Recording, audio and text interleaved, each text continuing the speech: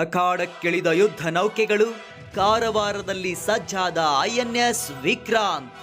ಸ್ನೇಹಿತರೆ, ಈ ಪಾಕಿಸ್ತಾನದ ದುಷ್ಕೃತ್ಯಗಳನ್ನು ನೋಡಿ ನೋಡಿ ಸಾಕಾಗಿ ಬೇಸತ್ತಿರುವ ಭಾರತ ಏನನ್ನು ದೊಡ್ಡ ಮಟ್ಟದಲ್ಲಿ ಮಾಡಕ್ಕೆ ಹೋಗ್ತಾ ಇದೆ ಅಂತ ಇಡೀ ಜಗತ್ತು ನಿರೀಕ್ಷೆ ಮಾಡ್ತಾ ಇದೆ. ಇವತ್ತು ಭಾರತೀಯರ ಮನಸ್ಸು ಪ್ರತೀಕಾರದ ಬೇಗೆಯಲ್ಲಿ ಕುದಿತಾ ಇದೆ.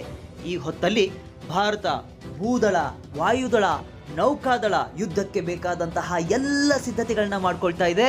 ಈಗಾಗಲೇ ವಿಕ್ರಾಂತ್ರಂತಹ ಬಲಿಷ್ಠ ನೌಕಾಪಡೆಯನ್ನ ಸಮುದ್ರಕ್ಕೆ ಇಳಿಸಿಯಾಗಿದೆ. ಈ ಎಲ್ಲ ಬೆಳವಣಿಗೆಯನ್ನು ನೋಡಿದ್ರೆ ಪಾಕಿಸ್ತಾನಕ್ಕೆ ಮುಟ್ಟಿ ನೋಡ್ಕೊಳ್ಳೋ ಥರ ನಿಮ್ಮ ಮನೆ ಒಳಗಡೆ ನುಗ್ಗಿ ಹೊಡಿತೀವಿ ಅನ್ನೋದನ್ನ ಭಾರತ ಈ ಮೂಲಕ ಸ್ಪಷ್ಟವಾಗಿ ಇಡೀ ಜಗತ್ತಿಗೆ ಸಾರ್ತಾ ಇದೆ. ಆದರೆ ನೌಕಾದಳವನ್ನೇ ಯಾಕೆ ನಮ್ಮ ಭಾರತ ಪ್ರಯೋಗ ಮಾಡಲಿಕ್ಕೆ ಮುಂದಾಗಿದೆ ಅನ್ನೋದನ್ನು ನೀವು ಕೇಳ್ಬೋದು. ಪಾಕಿಸ್ತಾನದ ವೀಕ್ನೆಸ್ ಅಂದರೆ ಅದು ನೌಕಾದಳ.